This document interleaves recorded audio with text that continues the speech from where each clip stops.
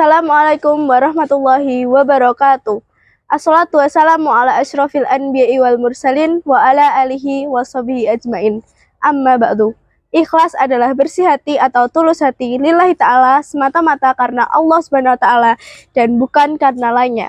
Seseorang yang ikhlas adalah seseorang yang tidak mencari perhatian di hati manusia dalam rangka memperbaiki hatinya di hadapan Allah Subhanahu wa taala dan tidak suka seandainya manusia sampai memperlihatkan amalnya meskipun hanya seberat biji sawi. Keikhlasan dalam hati tidak hanya membuat amal kebaikan kita diterima, tapi juga membuat kita mendapatkan pertolongan dari Allah Subhanahu wa taala. Nabi Muhammad SAW bersabda, Allah akan menolong umat ini karena sebab orang miskin, karena doa orang miskin tersebut, karena sholat mereka dan karena keikhlasan mereka dalam beramal. Hadis riwayat An-Nasa'i. Namun untuk menimbulkan rasa ikhlas dalam hati bukanlah hal yang mudah. Berikut adalah beberapa cara meraih keikhlasan yang dapat membantu meningkatkan rasa ikhlas dalam hati. Cara yang dapat menolong seorang hamba untuk ikhlas adalah dengan banyak berdoa kepada Allah Subhanahu wa taala.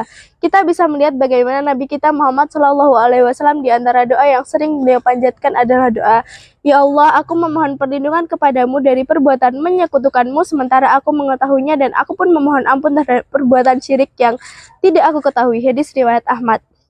Umar bin Khattab juga sering memanjatkan doa seperti berikut. Ya Allah, jadikanlah seluruh amalanku amal yang soleh.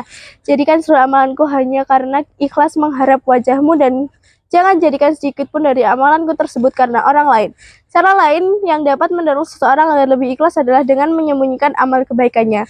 Seseorang bisa menyembunyikan amal-amal baik yang disyariatkan lebih utama seperti salat sunnah, puasa sunnah, dan lain-lain. Amal kebaikan yang dilakukan tanpa diketahui orang lain dapat mendorong sifat ikhlas karena tidak ada yang mendorongnya untuk melakukan kebaikan tersebut kecuali hanya karena Allah semata. Salah satu penyakit yang merusak amal adalah perbuatan ujub atau berbangga diri. Semakin ujub seorang terhadap amal kebaikannya, maka semakin kecil dan rusak amal tersebut. Bahkan pahala amal kebaikan tersebut dapat hilang sia-sia. Said bin Jubair pernah berkata, ada orang yang masuk surga karena perbuatan maksiat dan ada orang yang masuk neraka karena amal kebaikannya. Ditanyakan kepadanya bagaimana hal itu bisa terjadi, beliau menjawab, seorang melakukan perbuatan maksiat, ia pun senantiasa takut terhadap azab Allah akibat perbuatan maksiat tersebut, maka ia bertemu Allah dan Allah mengampuni dosanya karena rasa takutnya.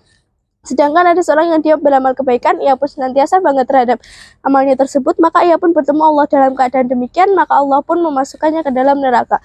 Wallahu bishawab. Wassalamualaikum warahmatullahi wabarakatuh.